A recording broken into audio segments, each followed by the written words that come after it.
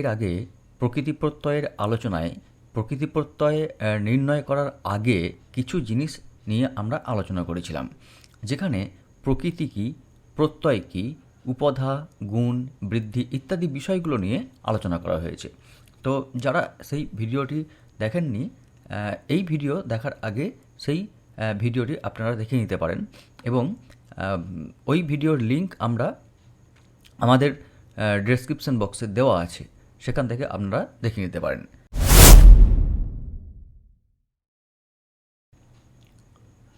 তো আমরা আগের আলোচনায় দেখেছি যে প্রত্যয় ধাতু বা শব্দের সঙ্গে যুক্ত হয়ে নতুন একটা শব্দ গঠন করে। তো এই দিক থেকে প্রত্যয়কে আমরা দুটো ভাগে ভাগ করতে পারি। একটা হচ্ছে যে ধাতু প্রত্যয় বা কৃৎ প্রত্যয়, আরেকটি হচ্ছে শব্দ প্রত্যয় বা তদ্ধিত প্রত্যয়। এই দুই প্রকার প্রত্যয়েরই সংস্কৃত ও বাংলা প্রয়োগ পাওয়া যায়। প্রথমে হলো ধাতু প্রত্যয় বা কৃৎ প্রত্যয়। যখন কোনো ধাতুর সঙ্গে একটি প্রত্যয় যুক্ত হয়ে নতুন শব্দ গঠন করে তখন সেটা হবে ধাতু প্রত্যয় বা কৃৎ প্রত্যয়।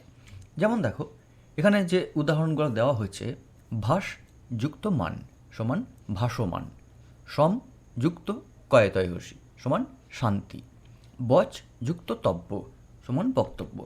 এখানে এই যে মান বা কয়তয়সী বা তব্য, এগুলি কিন্তু প্রত্যেকটি এক একটি ধাতুর সঙ্গে যুক্ত হয়েছে। যেমন প্রথমটিতে ভাস ধাতুর সঙ্গে, দ্বিতীয়টিতে সম ধাতুর সঙ্গে এবং তৃতীয় উদাহরণে বচ ধাতুর সঙ্গে যুক্ত হয়েছে। তাহলে এগুলো ধাতুর সঙ্গে যুক্ত হয়ে নতুন একটি শব্দ গঠন করছে, তাই এগুলোকে বলা হচ্ছে ধাতু প্রত্যয় বা কৃৎ প্রত্যয়। এরপরে হচ্ছে শব্দ প্রত্যয় বা তদ্ধিত প্রত্যয়। কোনো শব্দের সঙ্গে যখন একটি প্রত্যয় যুক্ত হয়ে নতুন শব্দটি গঠন করে তখন তা শব্দ প্রত্যয় বা তদ্ধিত প্রত্যয় হয়। যেমন শক্তি যুক্ত স্ন সমান শাক্ত, নর যুক্ত স্নায়ন সমান নারায়ণ, ক্ষুধা যুক্ত ইত সমান ক্ষুধিত। তো এখানে প্রতিটি প্রত্যয় কোনো না কোনো শব্দের সঙ্গে যুক্ত হয়েছে। যেমন প্রথমটিতে একটি শব্দের সঙ্গে যুক্ত হয়েছে, শব্দটি হলো শক্তি। তো শক্তি শব্দের সঙ্গে স্ন প্রত্যয় যুক্ত হয়ে নতুন আরেকটি শব্দ গঠিত হলো, যা হচ্ছে শাক্ত। পরের উদাহরণে নর এই শব্দের সঙ্গে স্নায়ন এই প্রত্যয় যুক্ত হয়ে একটি নতুন শব্দ তৈরি হলো নারায়ণ। ঠিক একইভাবে ক্ষুধা শব্দের সঙ্গে ইত প্রত্যয় যুক্ত হয়ে তৈরি হয়েছে ক্ষুধিত শব্দটি। তাহলে প্রত্যয়ের কাজই হলো সর্বদা নতুন শব্দ তৈরি করা। এরপরে আমরা দেখে নেব যে কী কী কৃৎ প্রত্যয় রয়েছে সংস্কৃতে এবং বাংলাতে। তবে তার আগে একটি মজার জিনিস আমরা দেখে নিতে পারি, যেটা হচ্ছে যে একই ধাতু বা শব্দ থেকে ভিন্ন ভিন্ন প্রত্যয় যোগ করে কী করে নতুন শব্দ তৈরি হয় তা একটু দেখে নেওয়া যাক। যেমন এখানে একটি উদাহরণ আমরা নিচ্ছি, দৃশ।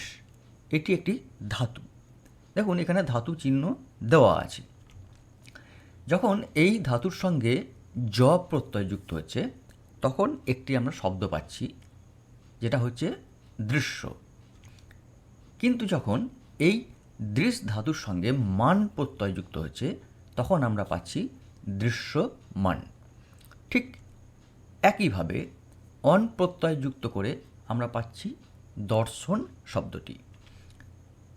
অক প্রত্যয় যুক্ত করে আমরা পাচ্ছি দর্শক শব্দটি।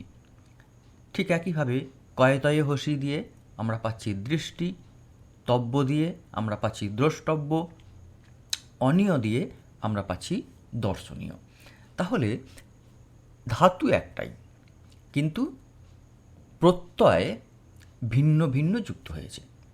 তাহলে এখানে যেটি প্রকৃতি, সেই প্রকৃতিটি কিন্তু এক, তা হলো দৃশ। কিন্তু তার সঙ্গে যখন ভিন্ন ভিন্ন প্রত্যয় যুক্ত হচ্ছে তখন এক একটি নতুন শব্দ তৈরি হচ্ছে। ঠিক এটি শব্দের ক্ষেত্রেও কিন্তু হয়ে থাকে। তবে শব্দের ক্ষেত্রে বিষয়টা ঠিক এই ধাতুর মতো নয়। কিন্তু আমরা এখানে একটি শব্দের সঙ্গে প্রত্যয় যোগ করে নতুন একটা শব্দ পাচ্ছি, আবার সেই শব্দের সঙ্গে প্রত্যয় যোগ করে নতুন আর একটা শব্দ পেতে পারি। যেমন দেখুন এখানে দনু, এই দনু শব্দের সঙ্গে স্ন প্রত্যয় যুক্ত করে আমরা পাচ্ছি দানব শব্দটি। দানব শব্দের সঙ্গে আবার আমরা যখন স্নেক প্রত্যয় যুক্ত করছি তখন পাচ্ছি দানবিক শব্দটি। আবার দানব শব্দের সঙ্গে যখন ইয় প্রত্যয়টা যোগ করব তখন আমরা পাবো দানবীয় শব্দটি। তাহলে আমরা যখন কোনো শব্দের প্রকৃতি প্রত্যয় নির্ণয় করব তখন আমাদের শব্দের প্রকৃতিটিকে কিন্তু বোঝা অত্যন্ত প্রয়োজন।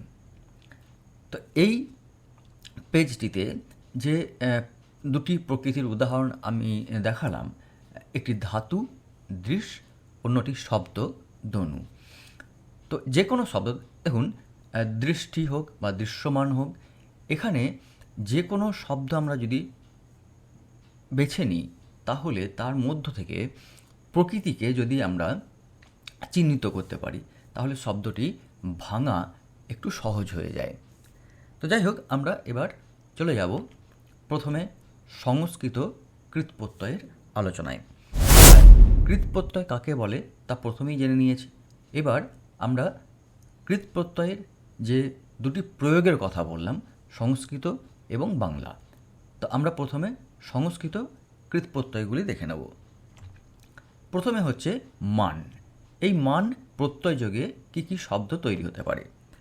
দেখুন, বৃথ যুক্ত মান সমান বর্তমান, বৃদ্ধ যুক্ত মান সমান বর্ধমান, কম্প যুক্ত মান সমান কম্পমান। এরকম আরও বহু বহু শব্দ এই মান যোগে তৈরি করা যায়।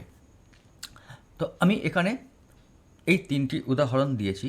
এরপরে ত্রিচ বা তা প্রত্যয়।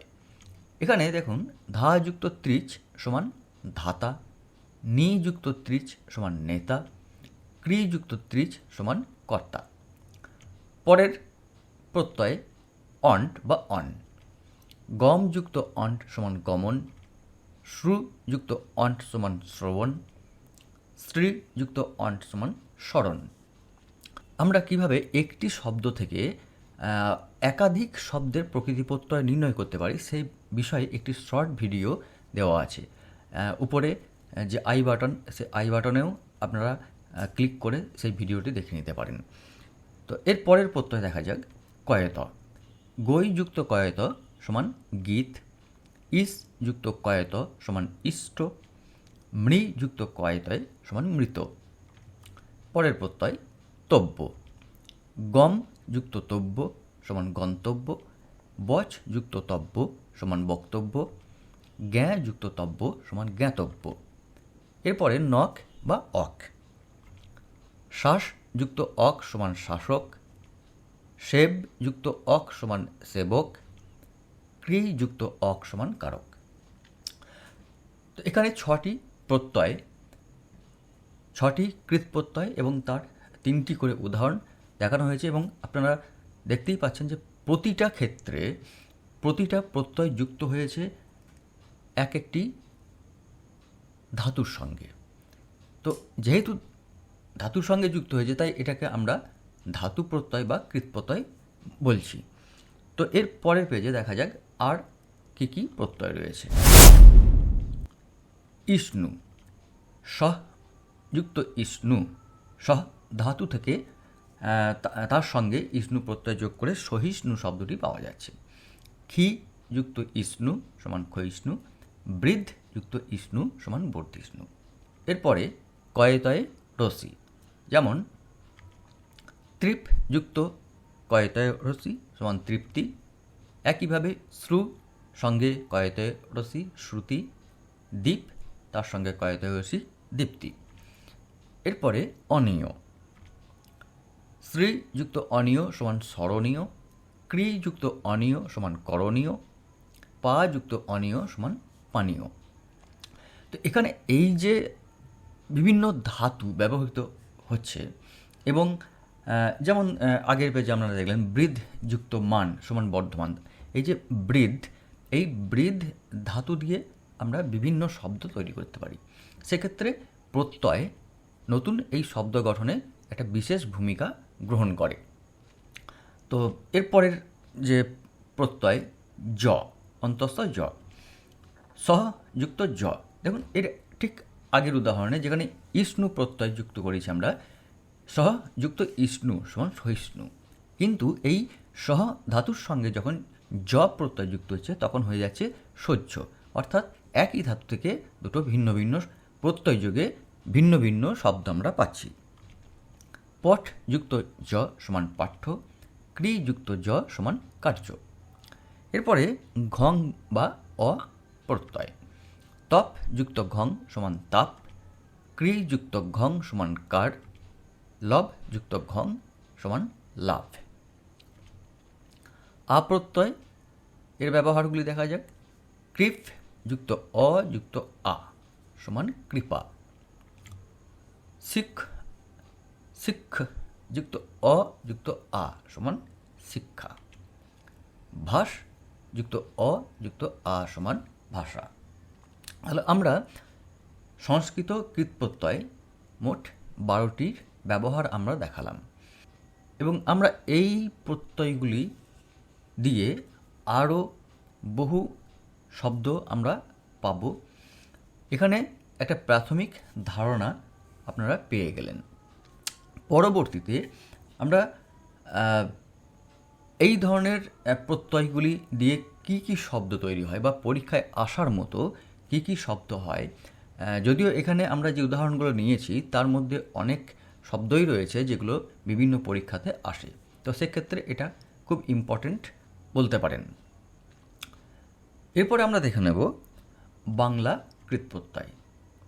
প্রথমে হচ্ছে অন, বাঁধ যুক্ত অন সমান বাঁধন, নাচ যুক্ত অন সমান নাচন, ভাঙ যুক্ত অন সমান ভাঙন। অনের পর অন্ত, বাঢ় যুক্ত অন্ত সমান বাড়ন্ত, ঘুম যুক্ত অন্ত সমান ঘুমন্ত, চল যুক্ত অন্ত সমান চলন্ত। আন বা আনো, উদাহরণ দেখুন, চাল যুক্ত আন সমান চালানো, জুতা যুক্ত আন সমান জুতানো, হাতা যুক্ত আন সমান হাতানো। পরের প্রত্যয় অনি, কাঁপ যুক্ত অনি সমান কাঁপনি, নাচ যুক্ত অনি সমান নাচনি, ছাঁক যুক্ত অনি সমান ছাঁকনি। এটা উনি অর্থেও ব্যবহৃত হয়, যেমন কাঁপুনি, নাচুনি, ছাঁকুনি, অনি বা উনি অর্থেও ব্যবহৃত হয়ে থাকে। ইয়া অথবা ইয়ে, দেখ যুক্ত ইয়া সমান দেখিয়া, খা যুক্ত ইয়া সমান খাইয়া, গা যুক্ত ইয়ে সমান গাইয়ে। উখ বা উয়া, মিস যুক্ত উখ সমান মিশুক, ভু যুক্ত উক সমান ভাবুক, পর যুক্ত ওয়া সমান পড়ুয়া। পরবর্তী পর্বে আমরা শব্দ প্রত্যয় বা তদ্ধিত প্রত্যয় নিয়ে আলোচনা করব। আজকে কৃৎপ্রত্যয়ের আলোচনা হলো এবং কিছু উদাহরণ আপনাদের দেওয়া হলো। তো এই যে উদাহরণগুলো দেওয়া হয়েছে সেখান থেকে বেশ কিছু শব্দ আছে যেগুলো বিভিন্ন পরীক্ষার জন্য অত্যন্ত প্রয়োজনীয়। তো এরপরে আমরা আরও বেশ কিছু উদাহরণ যোগে শব্দ প্রত্যয় বা তদ্ধিত প্রত্যয়ের বিষয়ে আলোচনা করব। তো ভিডিওটি যদি ভালো লাগে তাহলে একটি লাইক দেবেন, কোনো জিজ্ঞাসা থাকলে কমেন্ট করবেন, আর বন্ধুদের জন্য একটা শেয়ার করে দেবেন। সকলকে ধন্যবাদ।